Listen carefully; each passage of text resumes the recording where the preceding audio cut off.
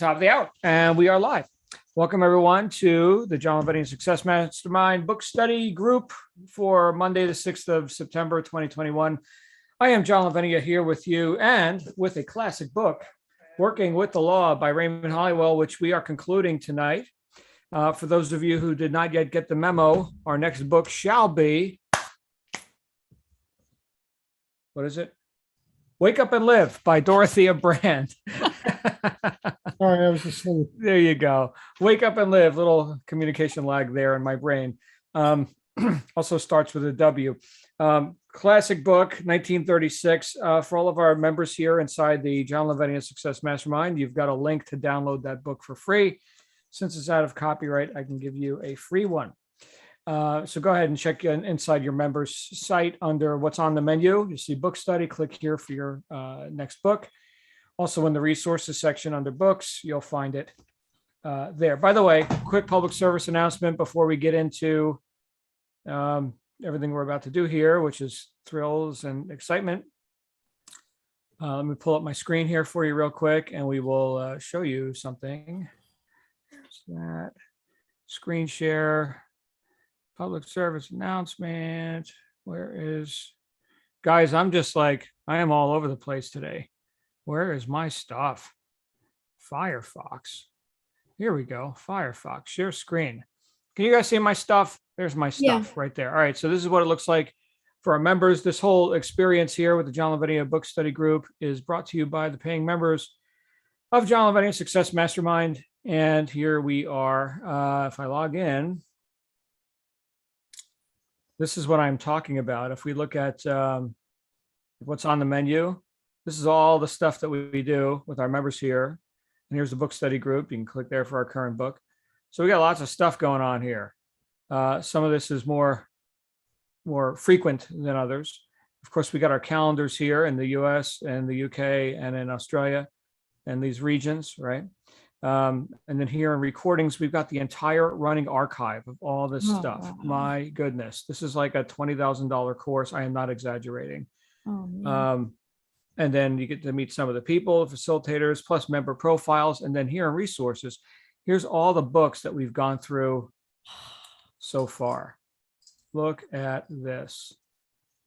Look at this. And then, of course, Wake Up and Live just made the list. Again, you can just click there to download that.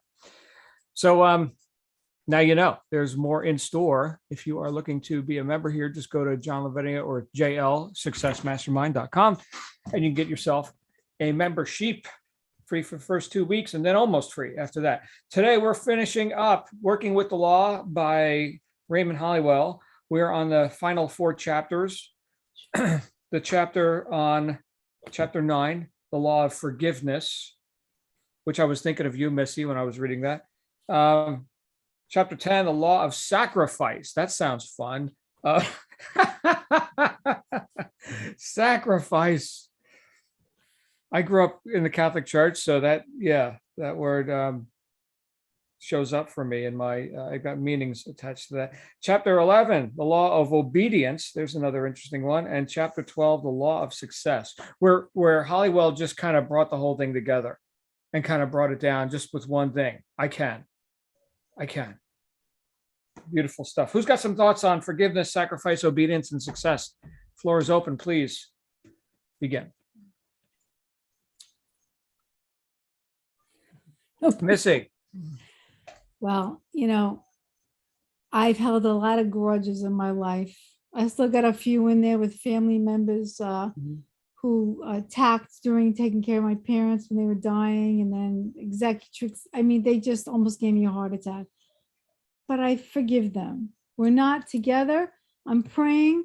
My father's last expressed wish was that his girls get along.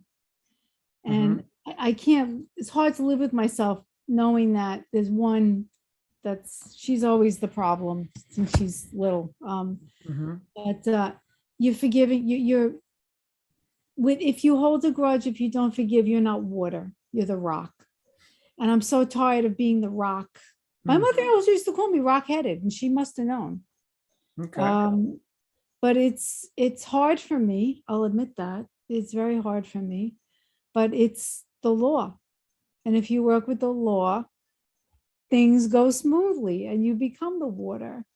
So just like I forgave that girl last week, I have forgiven my sister and my brother. I don't know how to take the next step because, but I just, and as a Catholic, of course, I know these things. I forgive them in the Catholic way too. I had to do that a long time ago. But I want it to be really from the inside, not as just a duty, if you know what I mean. So that's Who does basically, forgiveness serve? of course, it serves me. It's going to stop me, my pain, my anguish. Because I just think about it all the time, 24/7. And it was made me sick. Right. Right. It's funny that you, not funny actually, but that you bring up rock and versus water, flowing versus something that doesn't flow, something very solid, a stop, if you will, versus a flow. And then you just brought up some sort of dis-ease or infirmity, right? Getting sick. And I was looking at some of the, and this is going to be maybe sound a little bit afield of what we're talking about here in this book, but I was looking at some of the psychosomatic illnesses that people demonstrate. And one of them, which, and again, I'm not a doctor, not a scientist. Actually, I am kind of a scientist, but more on the mind, right? But the arthritis, right? So here's someone who, with harbored, unforgiven angers, regrets, guilts, blames, right? Stop, anger. You ever notice angry people like to stop everything? Stop. And so here are these bits of calcium and minerals and what have you. Stop, rock, right? No flow. Wow. So is that a coincidence or something? Well, I guess by the definition of the word coincidence. Okay. However, what's It's causing the war this? in action. So how fortuitous for Missy and for anyone else who takes ownership of the idea that, you know what, I can go ahead and forgive. It opens the chapter here with a quote from Luke, forgive and you shall be forgiven. Okay. So who is this benefiting? It benefits me on every hand. I mean, if I'm walking around with the tendency to stop myself or others because I'm having a grudge or whatever it is, what I'm actually saying is that I am not able to have an effect in present time. Therefore, let me live in the past and work with what should be instead of with what is. And I lose, right? Present time, right? So, man, oh man, how cathartic that is. Because look, if I could do something about the past, I would. Look, who wouldn't go back? Let's say you've got the need to forgive yourself or forgive somebody else. If you can go back in the past, would you correct your transgressions? You would. Well, since you can't go back in the past, what can you do? You can make amends. You can be correct now in present time, right? So knowing that people are basically good, just like you're basically good and moral and ethical and everything, would they also go back in their past if they had the ability to confront, oh my goodness, that was an error. I missed the mark. I sinned. I trespassed against you or myself or whatever. Would we not go back and correct those things? We would. So I think part of this for me is giving people the benefit of the doubt, which as a co-Italian, Missy, I have not been readily, it's not been an easy thing for me. It's been a deliberate thing when I've had the consciousness to look, which hasn't been my whole life, by the way. Still working on that stuff. What do you think, Janet? Well, yeah, forgiveness has been a tough one. My dad's sister did not come during the 6 months of the last of his journey, and she gave all kinds of excuses, and that's what they were. So I didn't forgive her, and I tried, and I kept thinking, oh, this thing, and I've gone through this process, and I see a new way of something, and then you know what? Nope. it rears its head again. I haven't truly, deeply forgiven. I probably did that about 3 times over a course of, several years. Well, she's dead now. And like, there's nothing to hang on to. I'm not going to hang on to that. And my neighbor downstairs, not long after they moved in and she had her baby, there was an incident. And I have never felt so disrespected in all my life. And I was just like, I have never in my life shunned anybody. I shunned them. I wouldn't look at them, didn't want to know about them, nothing. And maybe it's partly because of my shamanic studies and things. But I wrote a note and I put it in their door, and we were gone for a couple of weeks, so I didn't have to deal with, but I said, you know what? This isn't God's way. This isn't right. So I'm like erasing all of that. I just, I don't want to live that way anymore. And would they forgive me or not? I don't know. But in my heart, I let go of it. I let go of all of that.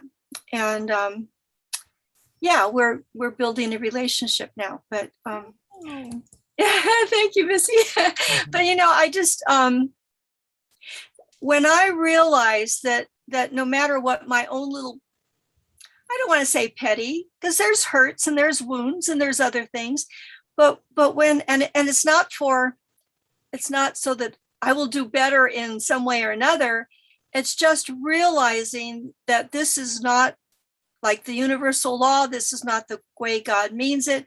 We mean to see in each other we need to focus on the divinity in each other, not the foibles. We're always saying, John, that you focus on what you want. You focus, so look at the divinity. I'm not perfect, not perfect. And I would prefer that someone look at the good in me first. And that's what I need to do, both the good in me that accepts and loves all other creatures, and that I'm treated that way. But I can't do anything about how people treat me. Not true. Dr. Phil says you teach people how to treat you. But the thing is that I'm in a whole different place than I was a year, 2 years ago. I've just shed all of that stuff. Wow. And it's just, I used to be very offended by things and well, I'm half Italian, you guys, and part Irish. What chance do I have? But I've just kind of, thank goodness, I love transformations. I've gone through some more transformations, and carrying that stuff around is a burden that but it's truly that I truly have transformed that. It's not because I think it's the right thing to do. Right. I just really have. I've made some transformations that have just brought me to a whole new place. And just knowing that that's really God's law. It's not for any benefit. It's just because that really is the way to live. You became it. It wasn't, you weren't doing something, you became it. And it just became a part of you, I think is that what I'm hearing you say? That sounds good, Missy. The hard part is when they don't forgive you back. Then what do you do? No. Forgiveness is not dependent. No, I know. On anything else. So when my heart says fine, then however they treat me, fine. It's just. And that's felt by people around you. Yeah. And I think there are changes in relationship. Beautiful. What you just brought up, Janet, reminded me of something that Hollywell concluded this chapter with. Again, we're on the law of forgiveness. And people, he quoted Jesus, forgive us our debts as we forgive our debtors, which is one of the potential wordings of the Lord's Prayer, right? Forgive us our trespasses, forgive us our debts. And so here, Some people ask if we believe in canceling monetary obligations of those who owe us, or literally, should we cancel the debts of our debtors? And he went on. Hopefully everybody read the chapter. But this was the profound part, one of the profound parts of this for me. So if we send receipted bills to everyone who owes us, would that relieve us from the burden of debt? No, the signing of receipts does not erase the idea of debt from our minds. First, we must erase from our minds the thought that anyone can owe us anything. Then this then will bring us into a clear atmosphere in which we sow seeds or ideas of abundance for those who are indebted to us. So there's the removal of the rock, right? There's the flow. In this way, the debtors will find their minds more fertile soil to bring forth thoughts of abundance. When they catch the spirit of the free-flowing thought of plenty, they will be happy to pay their debts. And all that is justly ours will come to us cheerfully. In other words, when we free our minds from all thoughts of debt and try to realize more and more the presence of plenty, we shall soon be strong enough to reach out and realize abundance for our debtors. That's friggin' huge. What do we want for everybody? What do we want for each other in this group? We want everyone to succeed. We want everyone to feel unburdened and flowing and moving forward. Yeah, John, keep going. I'm sorry. Does anyone have someone in your life, past or present, that has badgered you? It doesn't have to be like debt, like a financial debt, okay? But keeps reminding you of how wrong you've been. Yeah, my sister. My sister. Okay.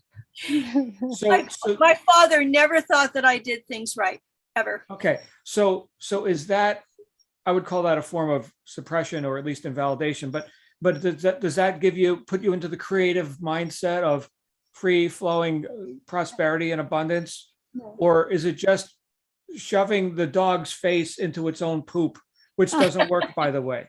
That's not good training, in case any dog trainers here. That communication doesn't get received in the way you intended. It right? creates lack. Right. So, wow, you get to be more conscious than your fellow man now. That's what you get to be. Now that you read this, now the responsibility is incumbent upon you, or not. But look, as he said multiple times, we're working with the law. It's the title of the book. So you can fight this and you get whatever rewards there are for fighting this, or you can start using it. But it always works. So those stops got to get unstopped. Those flows got to get flowing. And then watch what happens with others who cross your path. We talked earlier today in the mastermind group about discipline, which was included in the next chapter, the law of sacrifice. But it came up for me, this whole idea of being disciplined enough myself to be conscious of how I'm showing up whenever I'm showing up. What will that do? What will that create in the lives of others? Look, none of us would be here right now if this group was led by some crab ass curmudgeon or something. It would be not that we got a large crowd here now. I'll tell you what, if everybody who needed this conversation was in it, I'd be raising the capacity on the Zoom room right now. But obviously it's for people who are seeking education over entertainment. Lindsay, you have a comment, my friend? Oh, I think I giggled because you're right. Where are you? I am. My mom has this policy: if I'm at their house, she takes my phone, and so I said I'll be outside, so she couldn't take my phone. When I come to their house, we're under quarantine, but I got my son out of my house because he tested positive for COVID. My other son has too.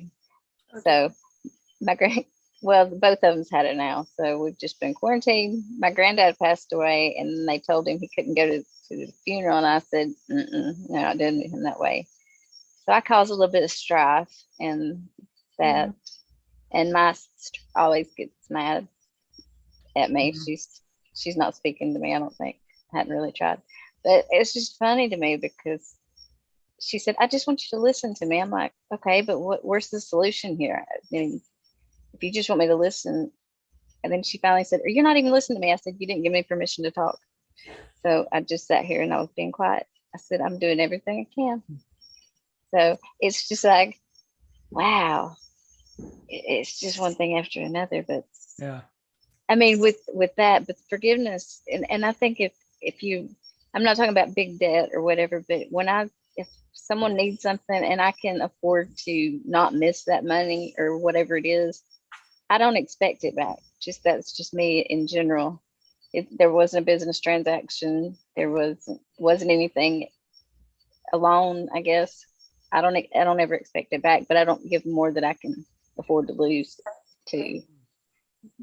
So I guess that's where I was going with that. Sure. But Well, forgiveness is. you're prudent, right? So that's good. Mhm. You know, when Peter said to Jesus, how many times? 7 times? And the master says 70 times 7, which would be like an infinite quantity, right? Based on, perspective. And so that again reveals the necessity or the choice that we can make to remain in present time Mhm. and not be sucked into the past. That's how I get that. So Vacuum. yeah. Are you in a garage or something? We got to move on. But Yeah. I see I'm cars. sorry. Yeah. No, Yeah. that's cool. You got any That's my classic dad's cars? car. What Yeah. is that? I thought you were in a cockpit. And no, my dad's 70s Chevelle. He got when he was 17. And then Wow. that's a 66 Malibu Chevelle. You can't really see them, Oh, but Yeah, I they're can. sharp though. I saw those That- lines behind you. I was like, what is that Yeah. thing? Yeah. Okay. Yeah, that's he's had it. It's only got 20,000 miles on it, but he's had it Wow. since he was 17, Wow. and it's in mint condition.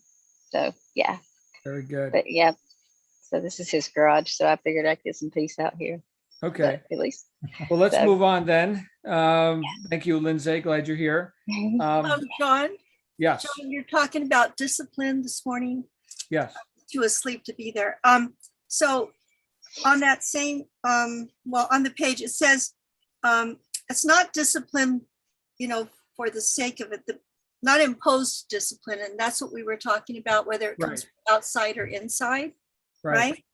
But the beginning of wisdom is first the desire for discipline, the love of it, the voluntary choice of it. Thus, he learned that discipline is the high road that leads to everything that makes life worth living. Mm-hmm. I think that's Yeah. important. That was the quote I offered this morning. Were you on that? No, I said, you know what? I just need to be asleep. You landed on that exact paragraph. I landed on that exact paragraph. I was like, there it is. There it Right? is. Wow. So isn't that something? Everybody, that just happened. Janet was not in our general session today in the mastermind group, and yet she just hit that paragraph, like that did it. And so what are we talking about here? When we think of sacrifice, do we think of, let me bleed on the altar, for some deity or something? No. Okay. Although I suppose that's a possibility, but here he's talking about Abe Lincoln, who dedicated his life to attempting to be a good son to his mother, his deceased mother, right?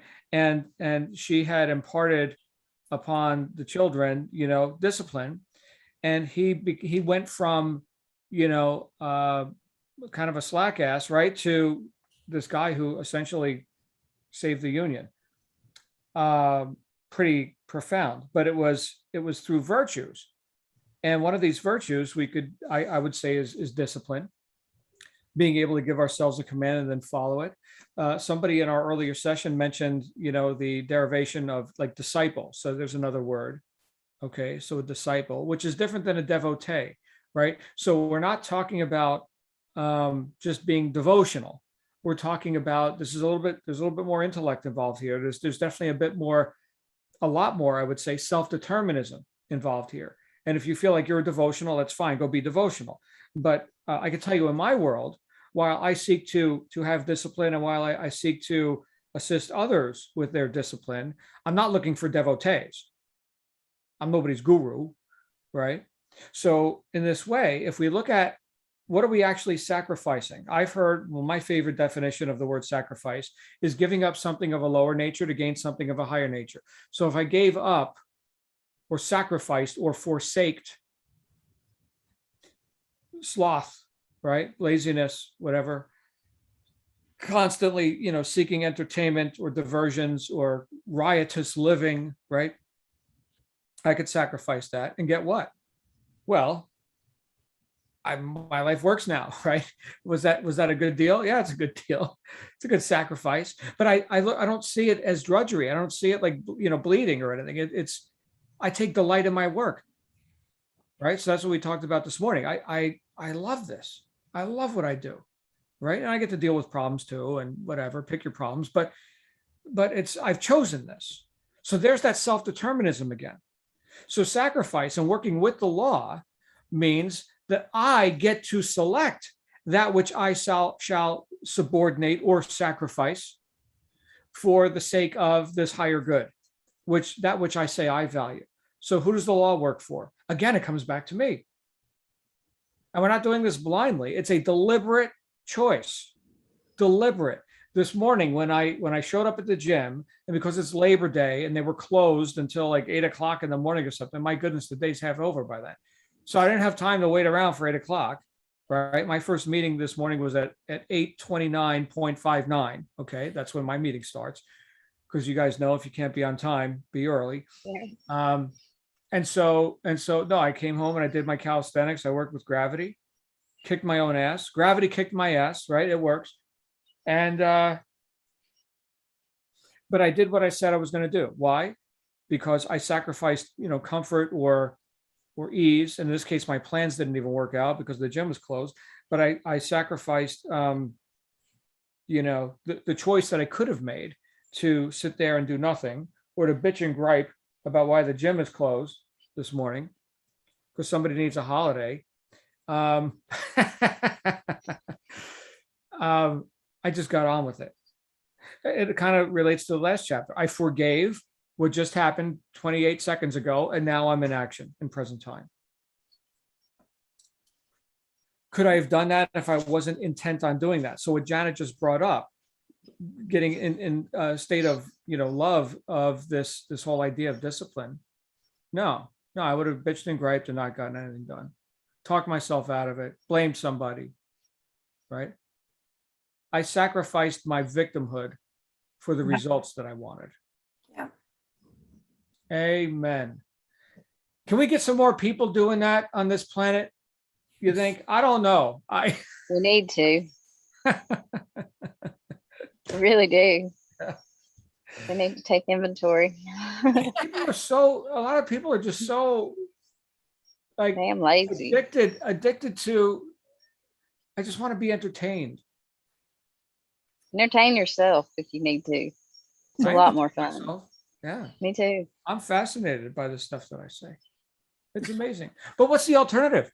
The alternative is live a life of whatever, things happening to you, not knowing when, why, what, right? And in my case, like when I got on, I think everybody here knows, when I got on the whole path of, hey, let's read some books and get our life working, I was almost dead, right? I wouldn't have made it to like 20 years old. Forget it, right? So this is as a youth.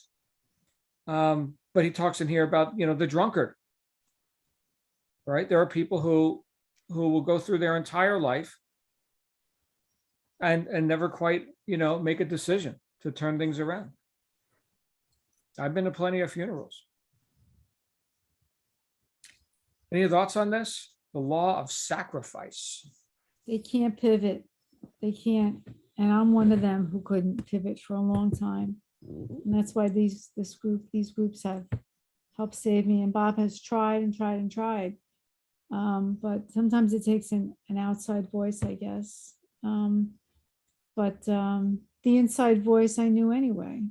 But pivoting is hard when you're used to this. What do you mean move over here? Wait a minute. What?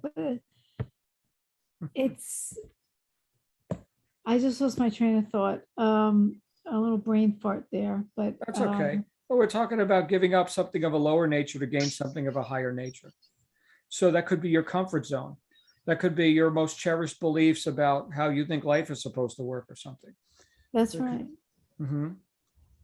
You know what? This says giving up so many pleasures, discipline, giving up pleasures. But John, you've just said, and I find it too, that the discipline, if you move yourself into a new space, let's say not victimhood, but one of doing, it's so much more pleasurable. It's Yes. more pleasurable. It's not less so. You really aren't giving up.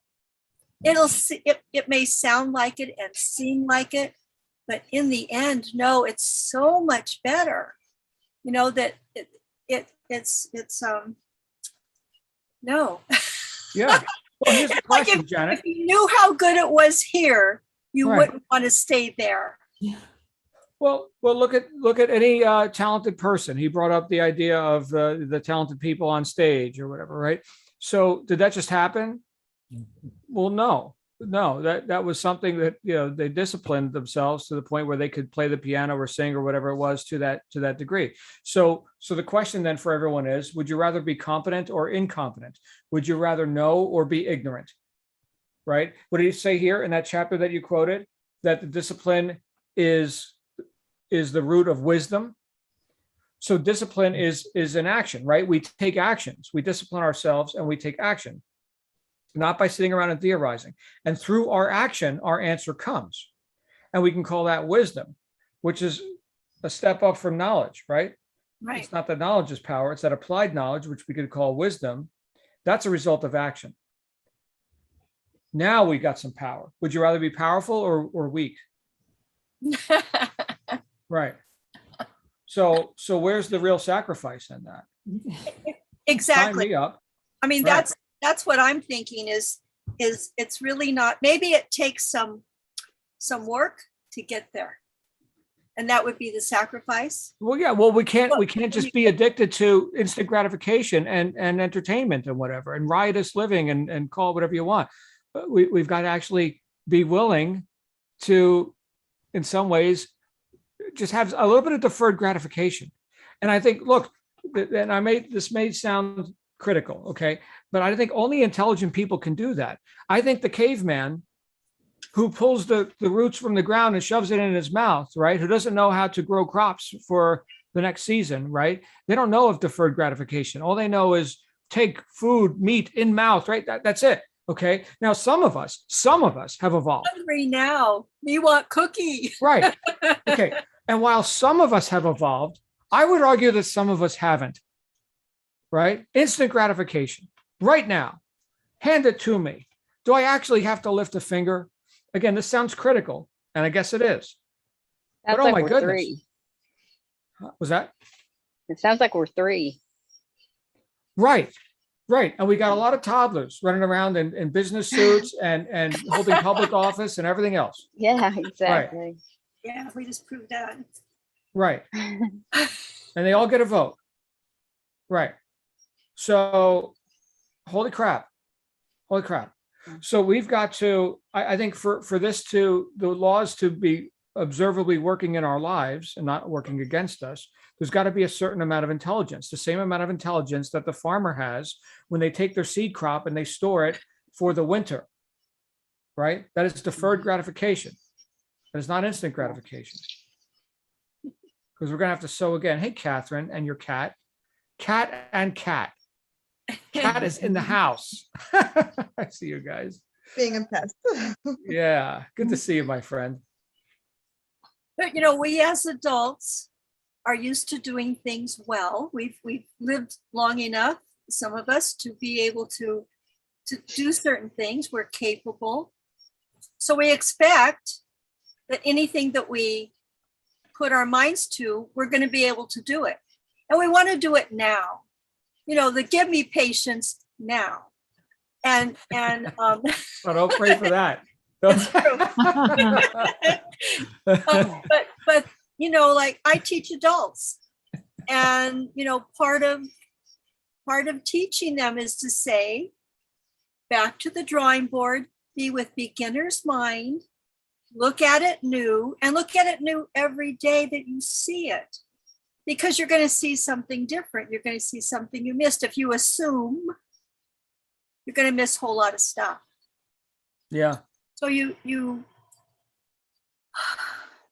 and go back to the beginning. You'll go faster through the beginning, but go back, have patience, reevaluate, and you go on to having so much more capability and wisdom.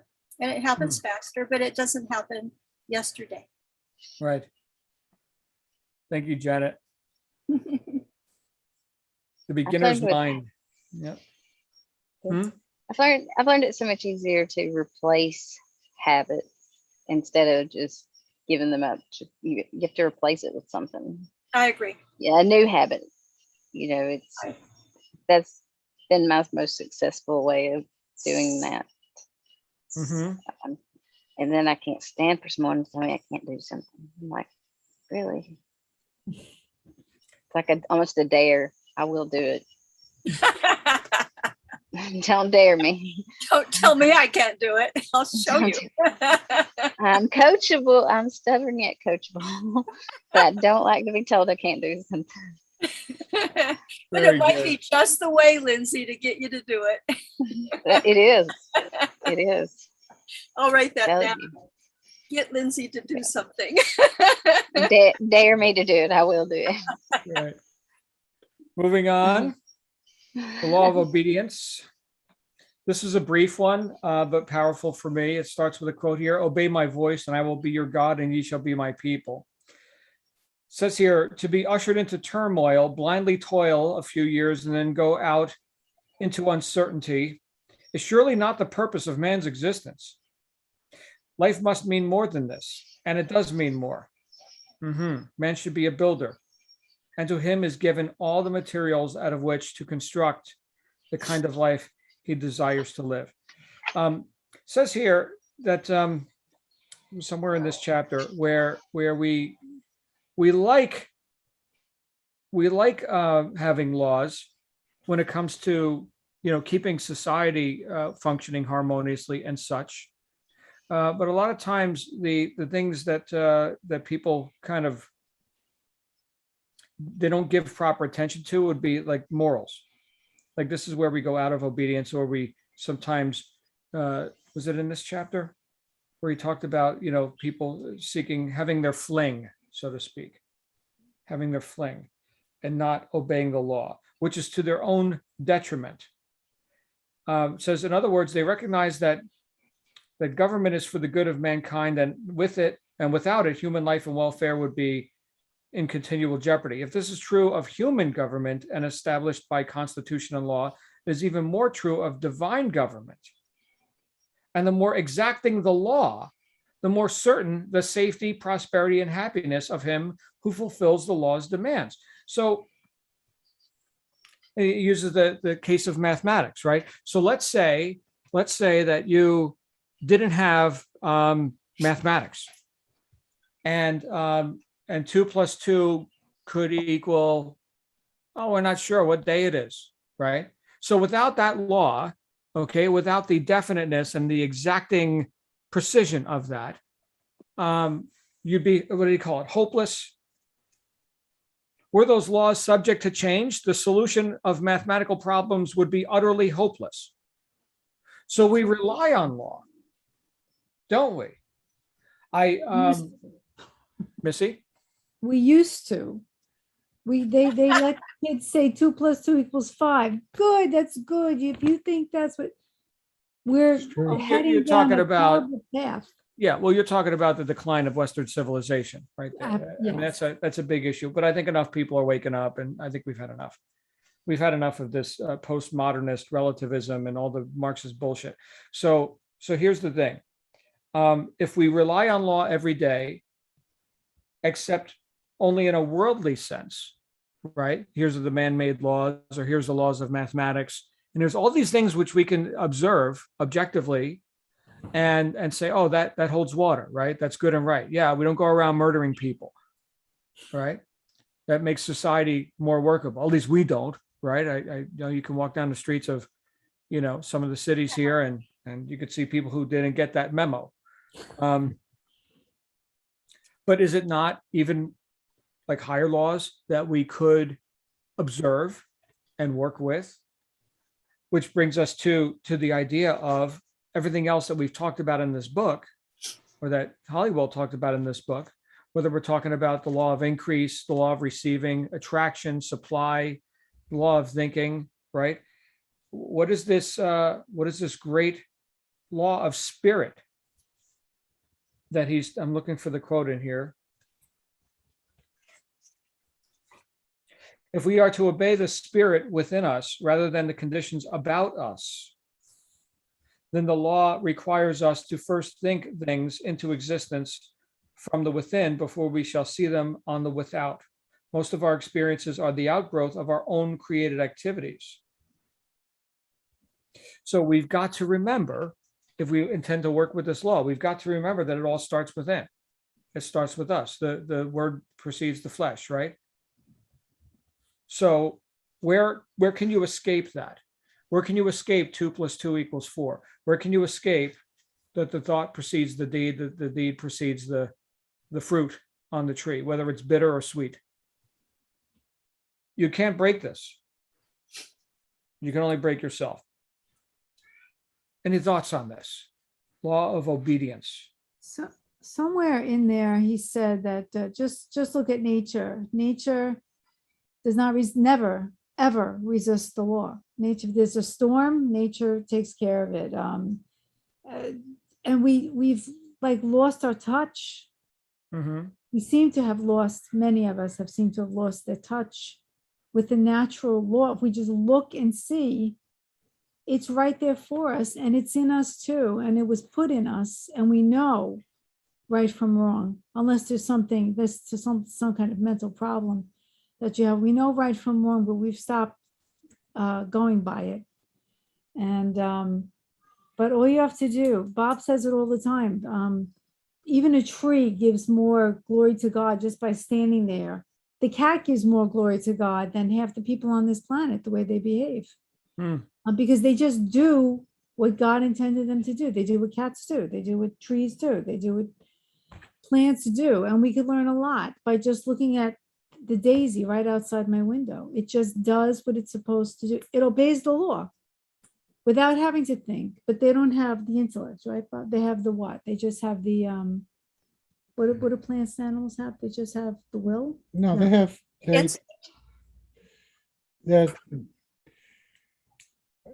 I used to give a lecture when I was teaching that I modestly called the most important lecture you'll ever receive. And it consisted of a diagram of, there are 3 types of souls. A soul is just a principle of animation, a life force. And without going into too much detail, there is a hierarchy. The plant is a form of life, and it has certain powers. It can take on nutrition, it can grow, it can reproduce. And that's pretty much the extent of what a plant's life force is. Then you elevate it to the animal. And the animal has these powers as well, but it also has a somewhat developed, it's called an apprehensive power, to apprehend things, and a certain appetitive power to go after things. And in the apprehensive, you have external and internal senses, which mankind has as well. And then in the appetitive, there are certain powers and there are passions that are situated there where we go after things. What the animal lacks and what the human soul has is the intellect, which is the top apprehensive power, and the will, which is the top appetitive power.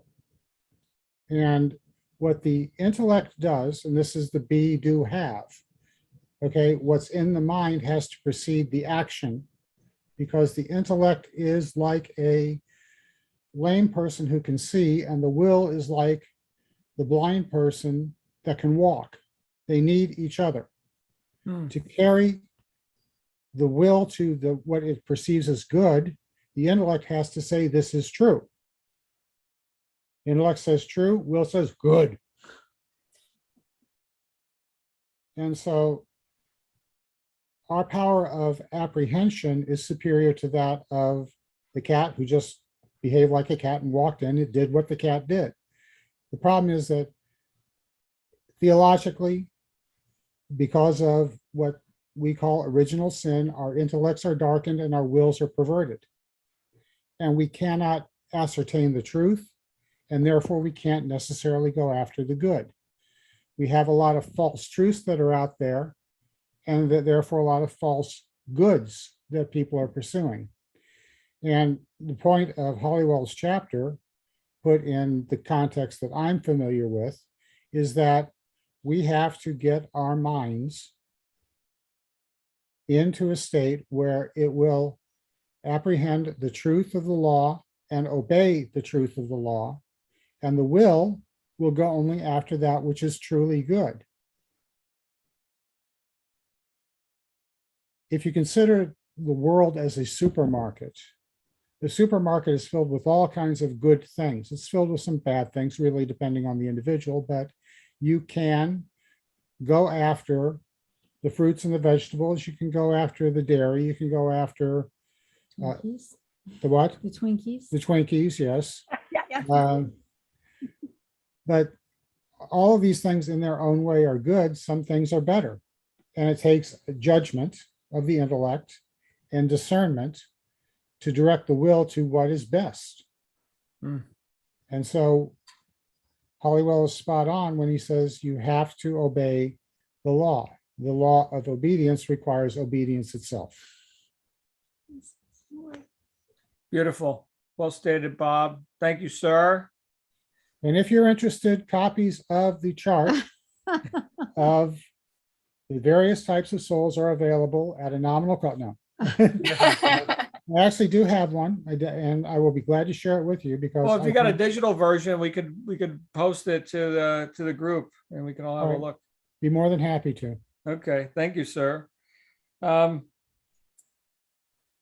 Where he talks about when we speak of a man of principle, we mean a man who is governed by the law of right thinking and living, a man who is not easily swayed, a man who is not an opportunist, a man who will not deviate from the path of what he deems to be right, is what you were talking about, for the sake of personal profit or popular acclaim. A man, in short, whom one may trust absolutely to be true to his convictions, regardless of the temptations to change or modify them. That man inspires the utmost confidence and may become a tower of strength and leadership. And then, of course, in contrast is the other person. So, I mean, that just reminds me of my first book. You know, it's to whatever degree I've developed my own word, you know, my own ability to be impeccable with my word, which I call integrity. To that degree, yeah, I've become definitely different than I was before, right? People can trust me and I can trust me. And I think that's huge. Wow. Right? You just said something really big. Oh my gosh. Mm-hmm. I don't trust myself all the way because I'm not, that's one of the biggest problems. I'm trying, I'm not trying, I am working towards self-mastery, which you have said, and you said earlier today. Give yourself a command and the ability to follow it. And I'm still if you back up a couple of chapters to forgiveness. Look, if you don't have clean hands, then you're not going to reach, right? If you don't trust yourself, what are you going to go out into the world and harm others now? No, you're a good person. No, if you but were a I mean, sociopath, it wouldn't matter. But I won't stop making mugs. It's 2 o'clock in the morning. I got to go to bed. My husband wants to go to bed. I will not. I give myself the command. You will stop at a certain time. Oh, I'm so in love with the process, and I love it so much but I'm making myself sick again because I'm giving myself a command. I'm not following it. So therefore, I don't fully trust myself. And my husband is so supportive and tries to help me. It's just some kind of stubborn thing that's stuck. I gotta get it. I gotta knock it out. Okay. I don't want to It's a rock process. it. You're not that out there hurting people, or you don't trust yourself because you're just some evil person or something. All right, I get it now. It's You're a just- process, Missy. It's Right. a Yeah. process, you know. Yeah, I'll I'm tell you getting what. myself to bed earlier all the time. No, but maybe 12:30 instead of 2:30. Yeah, I It's a would never, I would never condemn myself for being on a roll with work. And if it's 2 o'clock in the morning, I'm just saying this for myself. If I need to go have a, drink of water, eat a little snack or something, and then get back to it just because I am so in love with my work. Okay.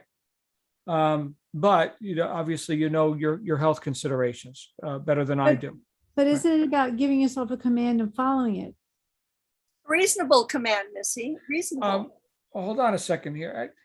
If you're inspired, here's what Tom Edison did. He would sleep in his laboratory, right, with a metal pan on his lap, sitting in his chair, and then a few hours later, the pan would fall off and wake him up, and he'd get back to work, right? He slept in these little cat naps, he called them. Cat naps. It's funny how cat keeps coming. What's his name? Okay.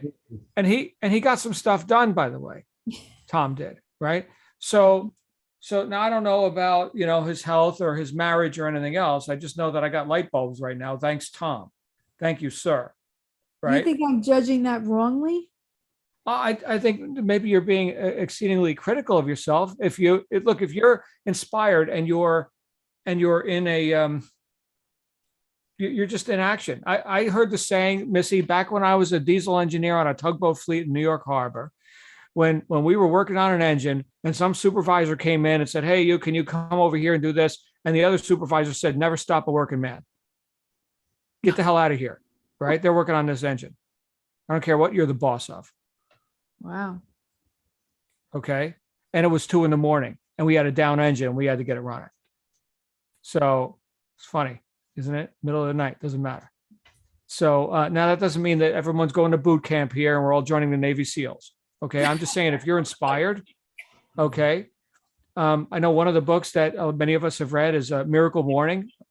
Okay. Well, great. When is morning for you? Right now, it's morning in where is it morning? Perth, Australia. They're just getting going.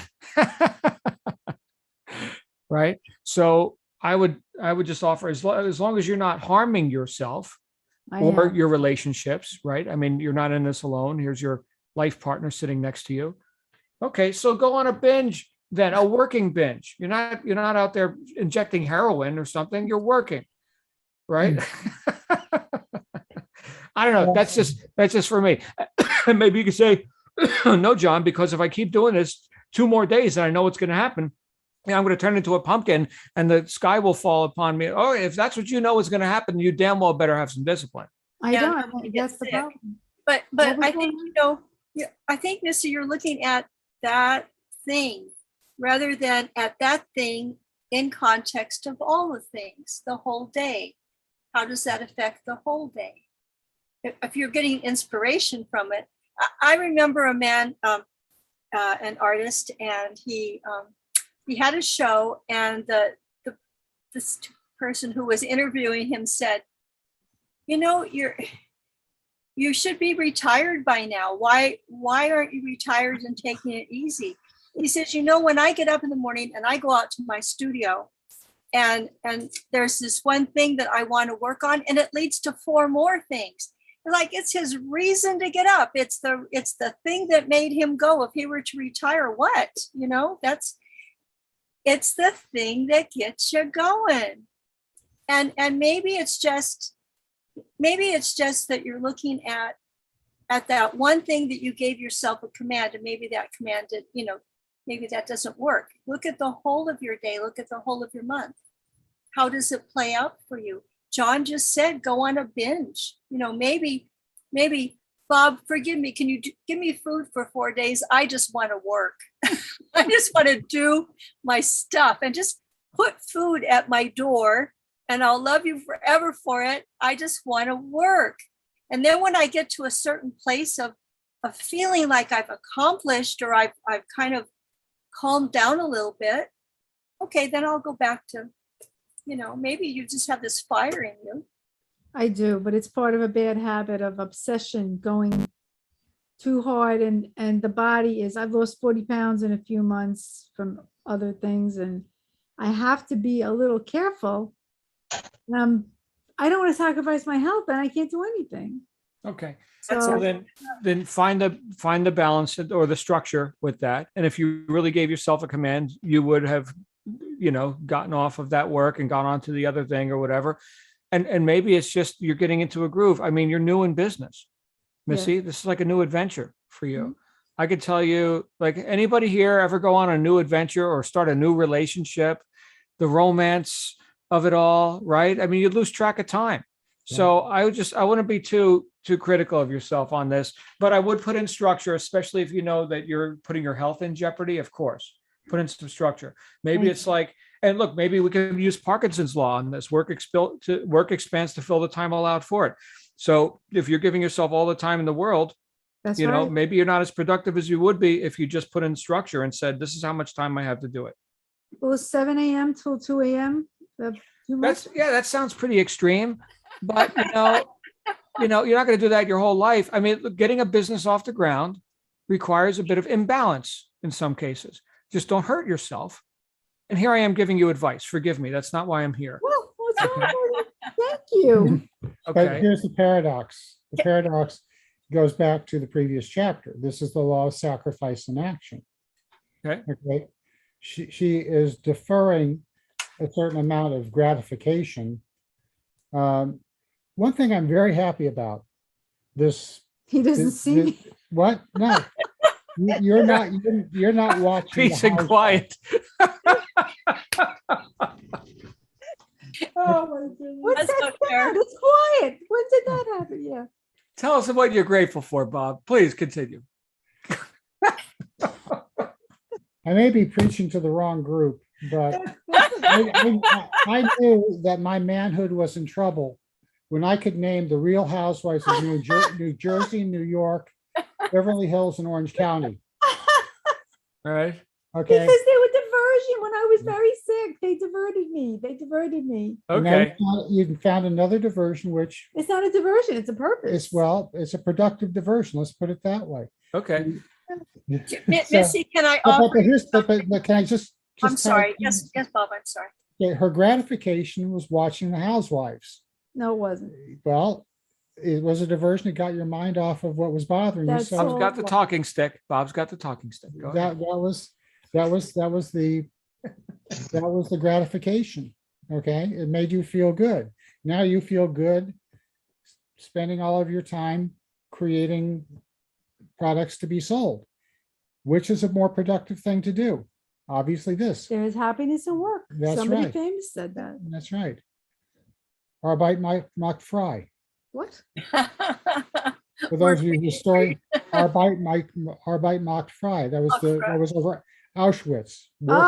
Work makes you free. No, Henry Ford said that.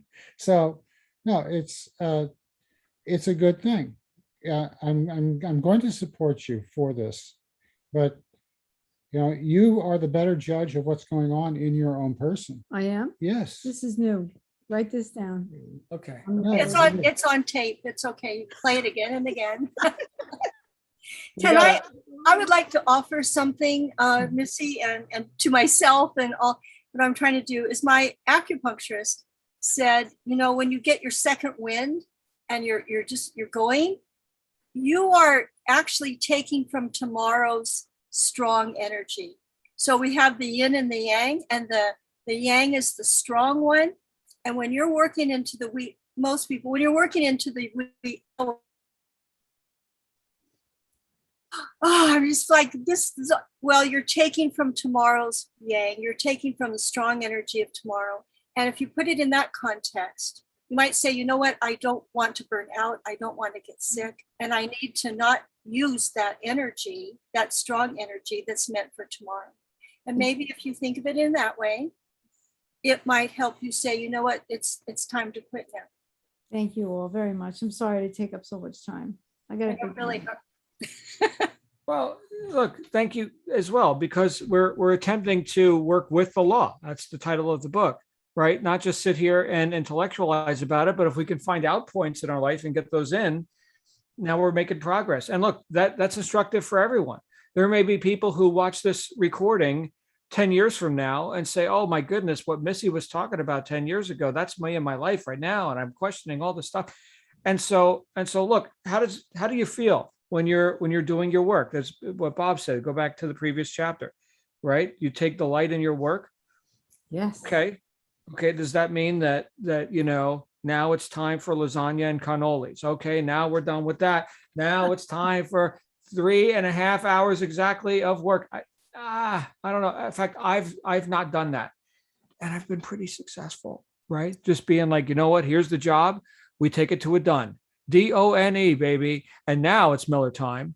I don't drink alcohol, but if I did, it would be Miller time, right? It's time for cannolis. By the way, quick aside, and then we're going to have to wrap up. There's this place here in the Phoenix area that I walked into just by happenstance. It was a pizza place. It is a pizza place. I was walking into a different store, and as I was walking out, I was like, man, I got to stop and eat. Because like Missy, I get obsessed with my work, right? All right, I am going to feed the body. It is time to feed the body. And pizza wasn't on the list, but I was walking past the place and I walked in.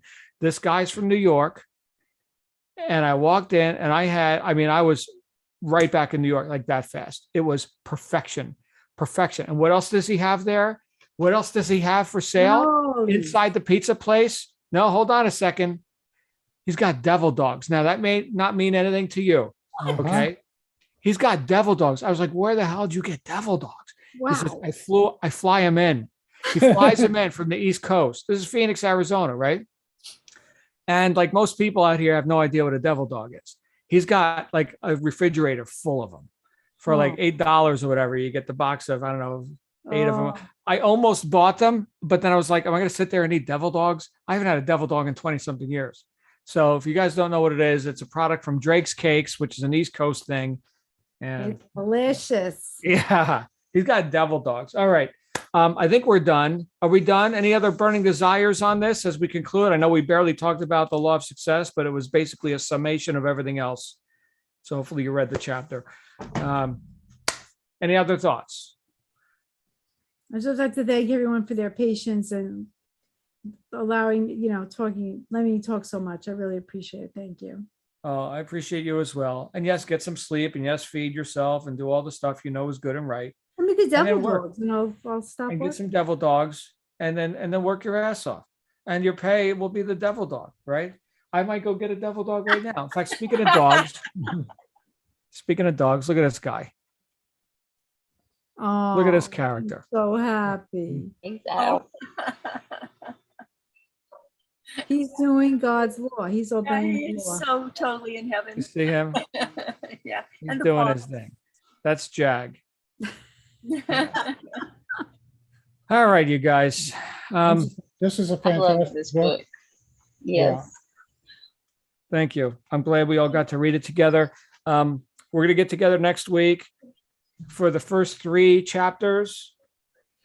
Actually, if you can stop at 3, be my guest. Otherwise, we can do 4. But Wake Up and Live by Dorothea Brand.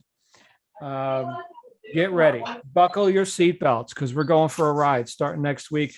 Feel free to invite friends. JLSuccessmastermind.com/books is the free book study group brought to you by the paying members of JL Success Mastermind. So I will see you all again real soon. Make it a great week. Thank you for being here.